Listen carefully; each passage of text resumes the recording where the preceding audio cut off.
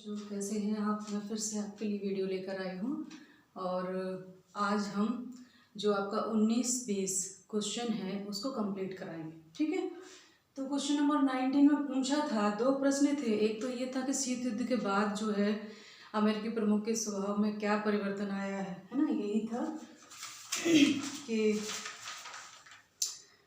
उन बातों का जिक्र करें जिनसे साबित होता है कि शीत युद्ध की समाप्ति के बाद अमेरिकी प्रमुख का स्वभाव बदला है। दूसरा जो प्रश्न था इसके अथवा वाला, इतिहास हमें वर्चस्व के संबंध में क्या सिखाता है। ठीक, तो ये वाला मैं कंप्लीट करवा रही हूँ आपको, वर्चस्व वाला। तो सबसे पहले हम देखें वर्चस्व के लिए हेगमनी शब्द का यूज हुआ है ना। तो वर्चस्व का ये हेगमनी का अर्थ है दबदबे या ताकत से होता है ना। इसका अर्थ होता है दबदबा या ताकतवर होना, चाहे वो कोई व्यक्ति हो या कोई राज्य हो। ठीक, अब हमने इतिहास के बारे में पूछा था इसमें कि इतिहास हमें वर्चस्व के संबंध में क्या सिखाता है, उस पर हम फोकस करते हैं। तो सबसे पहले ये हेगमनी शब्द के लिए हमें इतिहास में ही जाना होगा, और इस शब्द की जो जड़ें हैं वो प्राचीन यूनान में नगर राज्यों की आपसी प्रतिद्वंद्विता में एथेंस की प्रबलता के लिए प्रयोग में लाया जाता था। यानी एथेंस और स्पार्टा जो दो शक्तिशाली राष्ट्र थे, जैसे कि सोवियत संघ और अमेरिका में पहले ठनी रहती थी, उसी प्रकार से एथेंस और स्पार्टा में भी। तो यहाँ पर हेगमनी में एथेंस की प्रबलता के लिए शब्द को प्रयोग में लाया जाता था। वर्तमान में अमेरिका के ताकतवर रूप को वर्चस्व के अर्थ में समझा जा सकता है, यानी प्रेजेंट में वो स्थिति किसकी है, अमेरिका की, जो एथेंस की थी। ठीक है, अब क्या हुआ कि सोवियत संघ के विघटन के बहुत पहले ही अमेरिका वर्चस्व की ओर आगे बढ़ गया था। यानी हमें पता बाद में चला, लेकिन वो बहुत पहले ही, यानी कहीं ना कहीं जब ये आपका द्वितीय विश्व युद्ध में जब जापान पर बम गिराए थे, परमाणु बम, उसी समय उसने अपनी ताकत को दिखाने के लिए कि अमेरिका जो है साधारण शक्ति नहीं है, परमाणु संपन्न शक्ति है ना। तो ये दिखाने के लिए उसने उन बमों का प्रयोग किया था, जबकि जापान सरेंडर करने वाला था। ठीक, तो ये जड़ें वहीं से बहुत उस समय से ही चली आ रही हैं। यानी वो अब अपनी ताकत को दुनिया के सामने दिखाना चाहता था, वर्चस्व बताना चाहता था अपना, है ना। तो ये जड़ें वही हैं, मतलब बहुत पहले से 1945 के समय से ही अमेरिका जो है इस ओर आगे बढ़ रहा था। धीरे धीरे कई बार वो प्रकट हुआ पर लोगों का ध्यान नहीं गया। पर जैसे ही सोवियत संघ का विघटन हुआ, वैसे ही कहते हैं कि दो गुट थे या दो धुरी थी, जिसमें से एक का अवसान हो गया। तो अब एक ही गुट या एक ही धुरी, एक ध्रुवीय जो पूरा विश्व बन गया था, तब हमें समझ में आया कि अब अमेरिका ही एकमात्र शक्ति बचा है ना, और वो वर्चस्व की ओर आगे बढ़ रहा है। तो ये हमें 3 रूपों में देख सकते हैं अमेरिका के वर्चस्व को।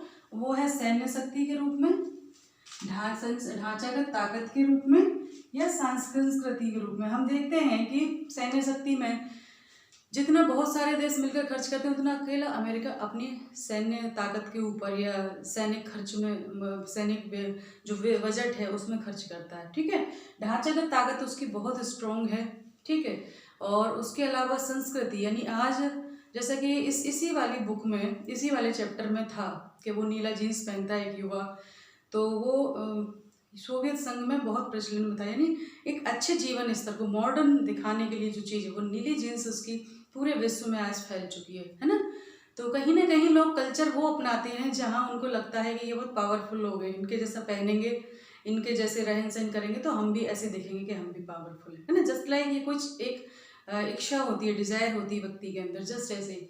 तो वो संस्कृति के रूप में भी हावी है वर्तमान में सभी तरह से। ठीक है, अब इतिहास हमें यह सिखाता है कि वर्चस्व कभी भी कायम नहीं रहता, यानी आज किसी का है, कल किसी और का दिन होगा। ठीक, तो इतिहास हमें यह सिखाता है कि वर्चस्व हमेशा कायम नहीं रहता। इसको हम इतिहास में ही जाके देखते हैं कि कब कब कौन कौन से देश जो है ताकतवर थे और बाद में उनकी ताकत को चुनौती दी गई, है ना। इसके बारे में थोड़ी सी चर्चा करेंगे।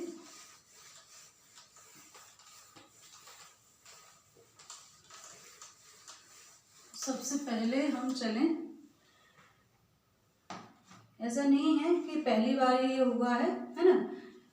यूरोप की राजनीति के संदर्भ में देखें तो 1660 से 1713 तक, है ना, यूरोप की राजनीति में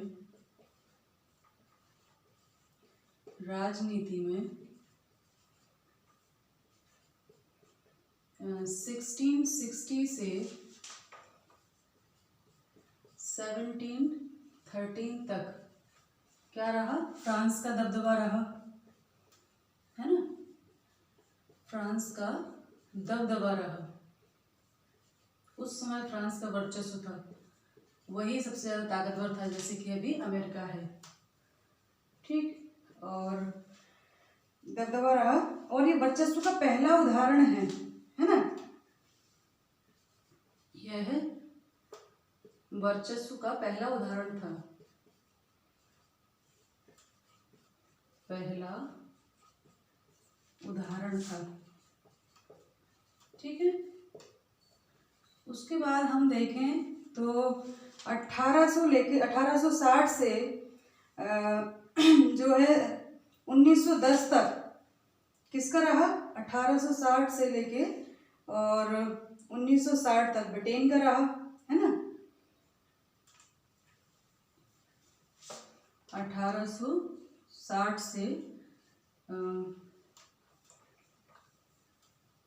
1910 तक ब्रिटेन का दबदबा रहा, है ना, दबदबा रहा। इसे कहा जाता था कि ये ऐसा साम्राज्य था या ऐसा देश कहा जाता है जिसमें सूरज कभी नहीं डूबता, क्योंकि इनका साम्राज्य इतना विस्तृत था कि इनके किसी एक भाग में जब सूर्यास्त होता था तो कहीं दूसरी तरफ सूर्योदय होता था, है ना। इसलिए कहा जाता था इतना बड़ा साम्राज्य था इनका, और इनकी ताकत जो थी वो समुद्री परिवहन था, है ना, जिसके माध्यम से इन्होंने वो कहा। तो ये जो ये है, ये दूसरा अवसर था, है ना, ये दूसरा उदाहरण था वर्चस्व का। बाद में कई ताकतों ने इनको टक्कर देनी शुरू कर दी। और तीसरा, जैसे कि हम देखते हैं, तीसरा उदाहरण अमेरिकी वर्चस्व का है ना, अमेरिकी वर्चस्व का है। तो बस यही है कि इतिहास हमें ये सिखाता है कि हमेशा ये नहीं रहता, और शक्ति संतुलन विश्व में होना बहुत आवश्यक है, क्योंकि शक्ति संतुलन अगर नहीं होगा तो एक देश हमेशा दूसरे को डराता धमकाता रहेगा, या साम्राज्यवाद या उपनिवेशवाद जैसी जो ये गलत अवधारणाएं हैं या गलत चीज़ें हैं वो दोहराती जाती रहेंगी। तो इसलिए शक्ति संतुलन का होना बहुत अधिक है। और शक्ति संतुलन क्या है कि कोई भी इतना ताकतवर ना बने कि दूसरे को दबा सके। तो ये इतिहास के संदर्भ में हमने ये लिखा। अगला जो हमारा प्रश्न है वो है अमेरिकी संबंध का विश्लेषण। भारत अमेरिकी संबंध का विश्लेषण करना है, ठीक है। तो हम जानते हैं कि जब द्वितीय विश्व युद्ध के बाद विश्व दो गुटों में बंट गया था, और उस समय जो है 1945 के बाद भारत जो है वो इसके अगेंस्ट में था, है ना। तो यहाँ से हम शुरू करेंगे कि शीत युद्ध के वर्षों में भारत अमेरिकी गुट के विरुद्ध खड़ा था, ठीक है। शीत युद्ध के दौर में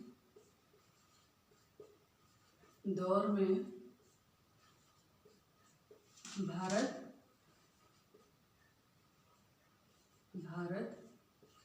अमेरिकी गुट के विरुद्ध खड़ा था, है ना, खड़ा था। और सोवियत संघ उसका अच्छा मित्र था, है ना। 1971 में इसके साथ संधि भी की थी। सोवियत संघ भारत का अच्छा मित्र था। तो स्वाभाविक है, एक से दोस्ती दूसरे से दुश्मनी ऑटोमेटिक हो जाती है। अच्छा मित्र था, ठीक है। परंतु 1991 में सोवियत संघ के विघटन के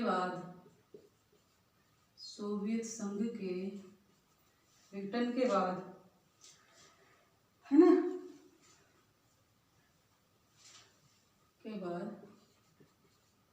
भारत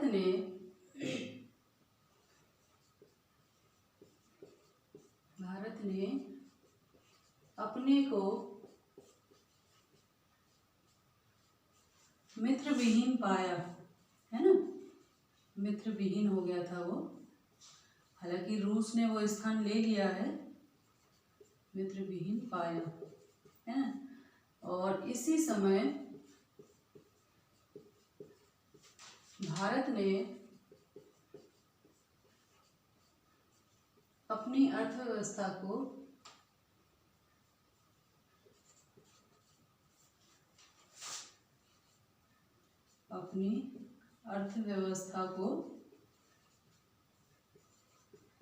खोल दिया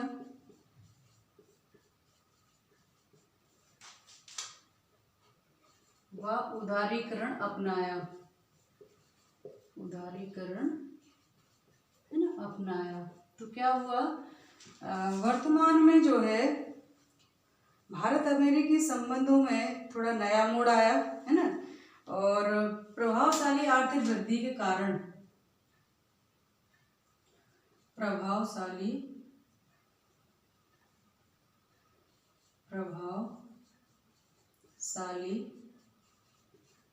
आर्थिक वृद्धि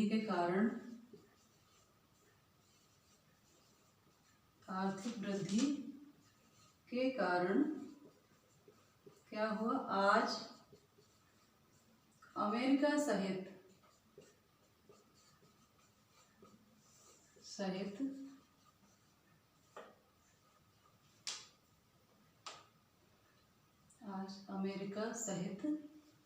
कई देश भारत की तरफ आकर्षित हो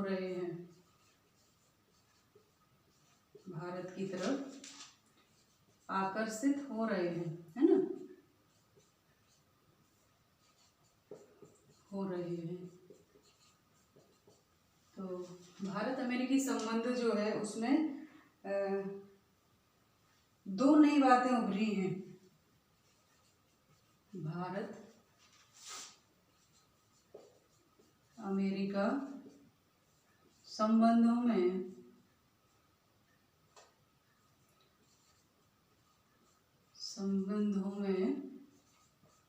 दो नई बातें उभरी हैं, हाल में ही हुआ है ना, दो नई बातें उभरी हैं, ठीक है। और वो क्या है, वो है प्रौद्योगिकी, है ना।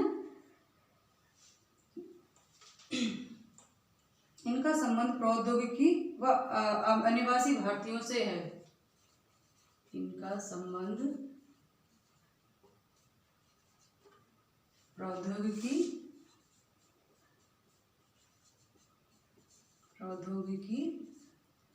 व अनिवासी भारतीयों से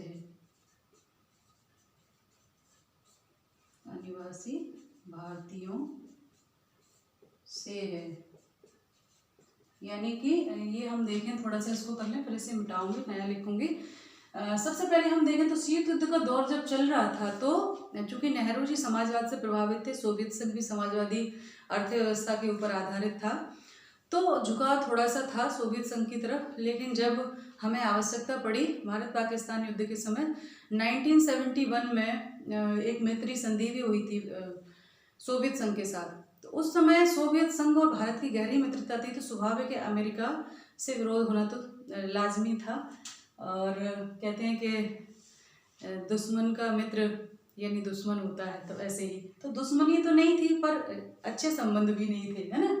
अमेरिका अक्सर निशाने पे लेता था कि भारत अपने आप को गुटनिरपेक्ष कहता है और उधर आप सोवियत संघ के साथ अपने रिश्ते मैत्री बढ़ा रहे हैं। तो भारत ने तर्क दिया था कि हमने ऐसी संधि नहीं की है कि हम किसी और से संबंध नहीं रख सकते हैं, हमने सैन्य संधि पर हस्ताक्षर नहीं किए, हमने तो द्विपक्षीय मैत्री संधि की है ना, जिससे कि हमें आवश्यकता पड़ेगी और वो हमारी सहायता करेंगे। तो इस प्रकार से उस समय अच्छे संबंध थे। लेकिन जब अचानक नाटकीय घटनाक्रम में सोवियत संघ का जब विघटन हो गया, तो भारत ने पाया कि अंतर्राष्ट्रीय विश्व राजनीति में जो कि इतना कटुतापूर्ण माहौल है या स्थिर माहौल है, तब वो मित्र विहीन हो गया है। तो उस समय भारत को एक नए सिरे से सोचना था कि अब अपने संबंध जो है अमेरिका के साथ कैसे रखें।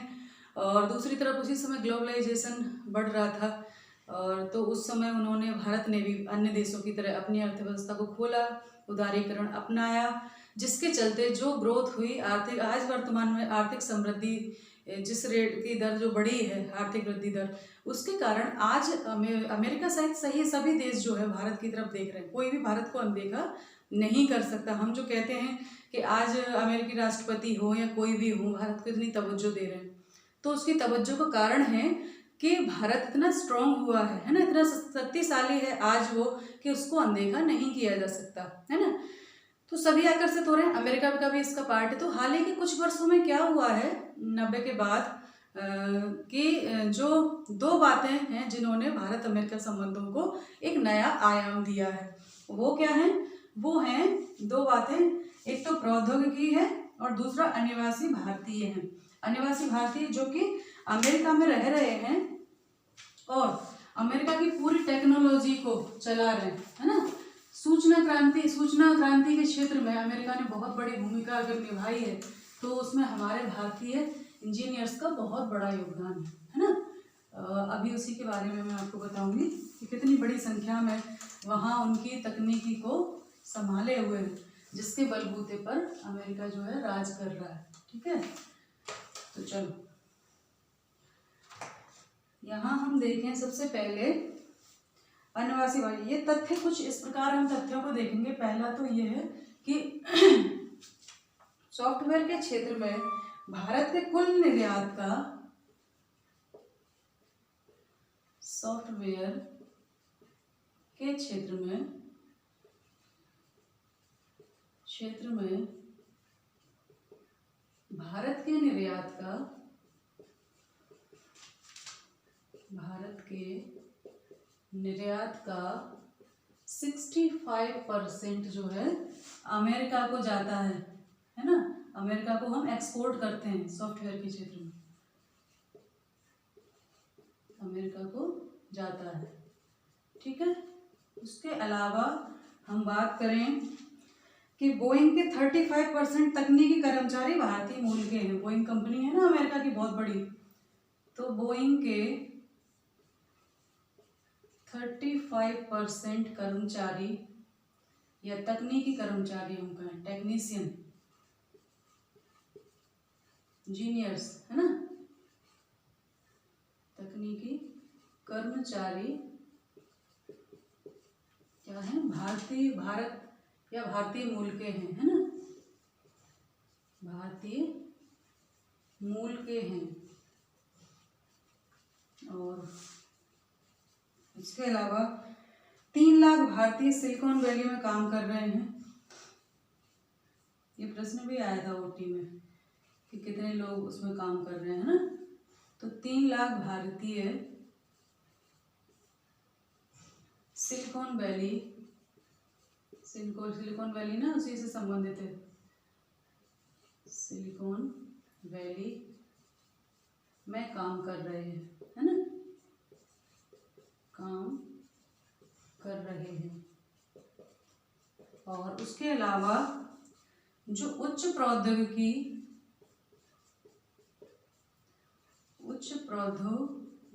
के क्षेत्र की जो है 15% कंपनियों की शुरुआत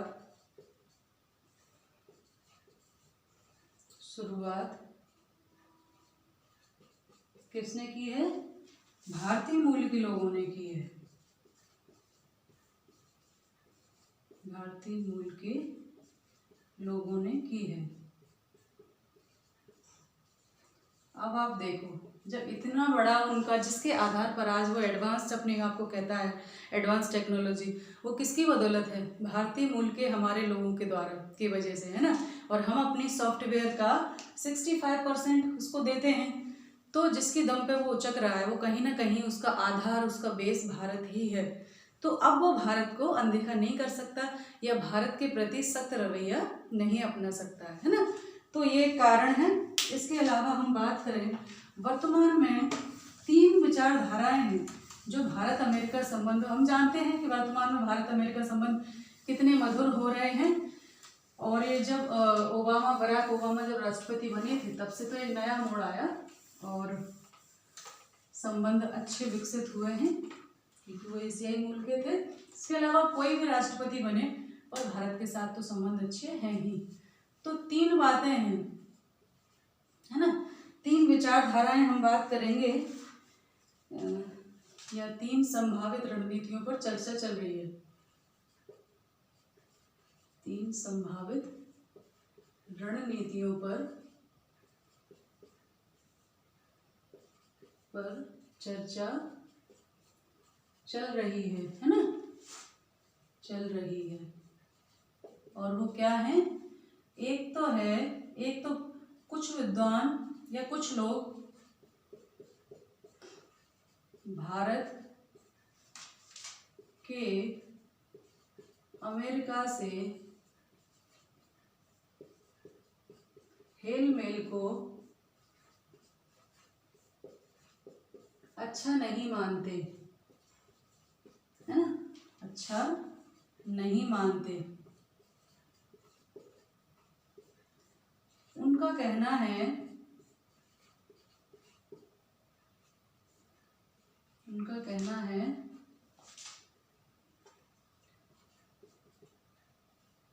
कि भारत को स्वयं अपनी शक्ति को बढ़ाना चाहिए,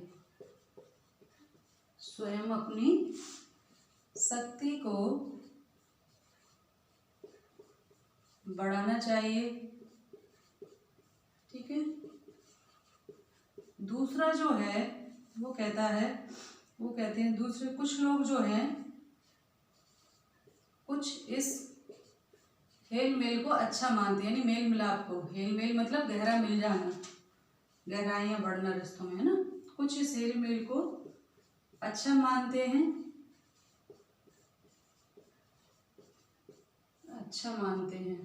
है ना। उनका कहना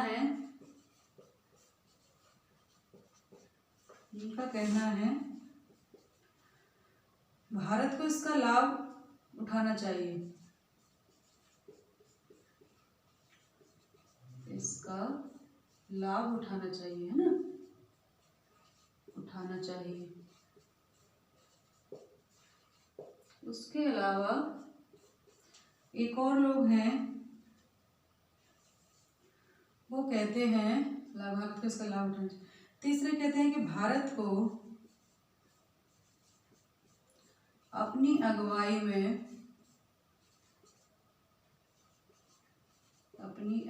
में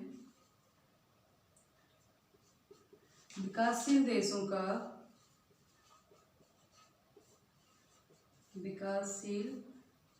देशों का एक नया संगठन डेवलप करना चाहिए ना, एक नया संगठन बनाना चाहिए, ठीक है। ये तो 3 मंतव्य हैं, 3 पे है। तो ये कि हेल मेल अच्छा नहीं है और भारत को स्वयं शक्ति, तो इसके मामले में तो कहेंगे कि वर्तमान में जो अमेरिका का वर्चस्व है, उसकी ताकत है, उसके सामने अगर हम उसका विरोध करेंगे तो कोई अर्थ नहीं है ना। अगर उसकी भारत भले ही शक्तिशाली है पर इतना भी नहीं कि उसका मुकाबला कर सके, ठीक है। सच्चाई तो यही है कि आज विश्व में कोई भी एक देश ऐसा शक्तिशाली नहीं है। गठबंधन वो बात अलग है कि वो अमेरिका को सब टक्कर दे सके। दूसरा जो तर्क है वो ज़्यादा न्याय संगत है और भारतीय रणनीति या कूटनीति हम कहें या राजनीति की जो सही राजनीति की परिभाषा है कि जो हमारा प्रिंस है या राजा है उसको लोमड़ी की तरह चतुर और चालाक होना चाहिए, उस संगीत की तरह बहादुर। तो यहाँ ये है कि जैसी बयार पीठ तैसी ही कीजिए, यानी जैसी हवा चल रही है उसके अनुकूल चलना चाहिए। ये तो सही शुद्ध राजनीति की बात है और सही भी है कि हमें इन अवसरों का लाभ उठाया जाना चाहिए। तो ये थोड़ा तर्कसंगत है। तीसरा जो कहते हैं कि विकासशील देशों का एक संगठन बनाए और नेतृत्व करे भारत और अमेरिका को चुनौती, उसके वर्चस्व को चुनौती दे, तो ये तीसरा। तो ये 3 हैं जिनके आधार पर भारतीय राजनीति या भारत अमेरिकी संबंध टिके हुए हैं। तो ये विश्लेषण था। और जितना मुझे समझ में आया मैंने आपको बताया। और कैसा लगा ज़रूर बताना। इस वीडियो में इतना ही। अगली वीडियो में मैं आपके जो 21 हैं उसके दोनों क्वेश्चन कंप्लीट करवाऊंगी, ठीक है। क्योंकि ये बड़े बड़े थे तो तीसरा करवाना मुश्किल था, तो क्योंकि ये प्रश्न भी ऐसे हैं जो बहुत महत्वपूर्ण हैं, 5 नंबर के, और लगभग रिपीट होते हैं, आने ही हैं, महत्वपूर्ण प्रश्न थे, तो इन पर पर्याप्त समय लेना जरूरी था। तो ध्यान रखिए, पढ़ाई करते रहिए। मैं आपके साथ हूँ। नमस्ते सभी को, धन्यवाद।